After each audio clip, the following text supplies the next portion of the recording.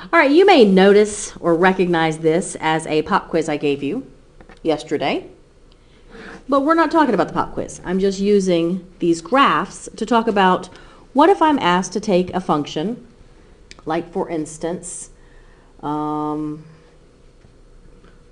equals -2 sine 2 theta minus pi over 2 all minus 1. What if I'm asked to take that function and graph it not just for one cycle, but graph it from -2 pi to 2 pi? Okay, well, let's go ahead and do that. Start the same way you always would. If you need to get it in standard form, put it in standard form. This one's already in standard form. Okay, let's go ahead and figure out what the period is. This is b. The period is 2 pi divided by b. So my period is going to be pi. My phase shift is pi over 2 to the right. My vertical shift is down 1. My amplitude is 2. And it's starting, instead of starting, remember sine starts at the middle and goes up first. This one's going to start at the middle and go down first. So phase shift pi over 2 to the right. Okay, so that's here. Now, vertical shift is down 1, so that's my midline, and I'm starting at the middle, so I would start right here. So here's my midline. The amplitude is 2, so that tells me the top of my graph is going to be here, and the bottom of my graph is going to be here. So my phase shift says go to the right pi over 2 before you start. Now normally a sine would go up first. We're going to go down first. But we need to find our increments to figure out how far we're going to go before we get to the bottom, and then middle, top, middle. Instead of going middle, high, middle, low, middle, it's middle, low, middle, high, middle. All right, so the period is pi. That means increments are going to be pi divided by 4, or 1/4 of pi. If you look at this, it's actually divided up already into fourths of pi, because here's pi, and there are 1, 2, 3, 4 lines to make it there. So basically that means my increments are already marked by the grid lines. So here's middle. We just said we're going to go low first. Then we go back to the middle. Then we go high. Then we go back to the middle. So this is my one cycle, if I had been only asked to draw one cycle. But this time I'm going to draw more than one cycle. So basically, I just wanted to model this for you.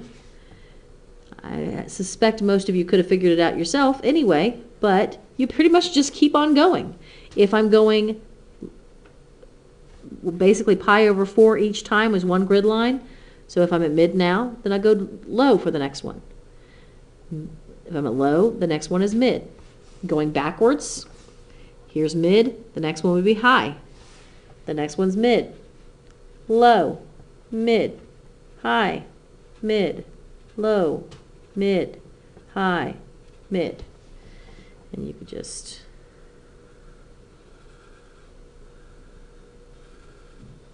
complete it. And there you have it. Okay, so let's do another one. Let's do a cosine one.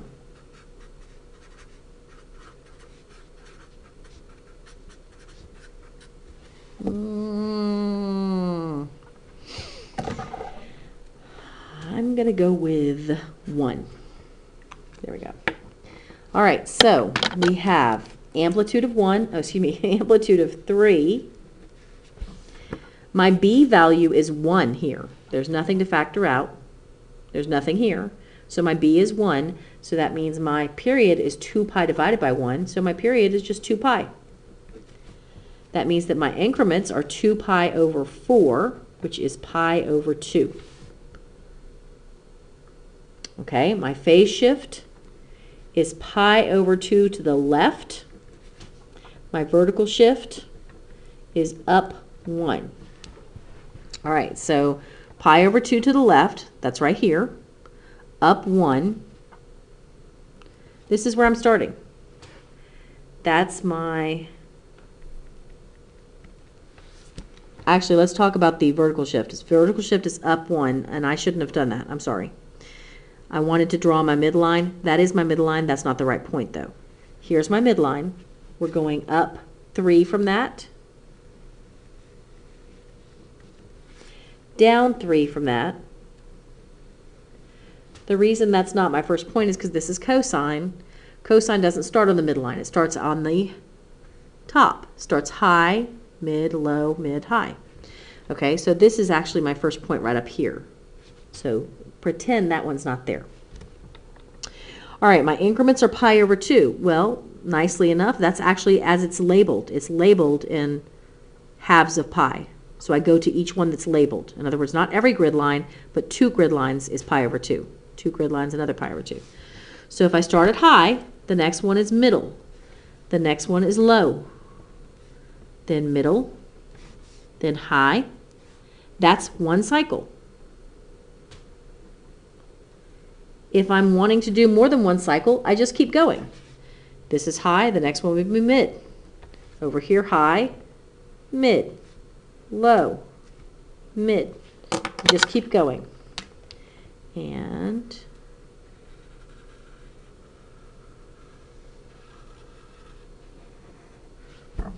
there it is. Notice that this confirms what we've been saying, is that if you draw more than one cycle, a cosine doesn't look any different than a sine at all. I mean, yes, those two equations look different, but in terms of the general shape, you can't tell a difference. If I just looked at this, I wouldn't know whether it was a sine or a cosine being graphed. And if I just look at that, and you told me to write an equation for it, I could choose to write it as a cosine and figure out where a high point is, or I could choose to write it as a sine and start in the middle somewhere.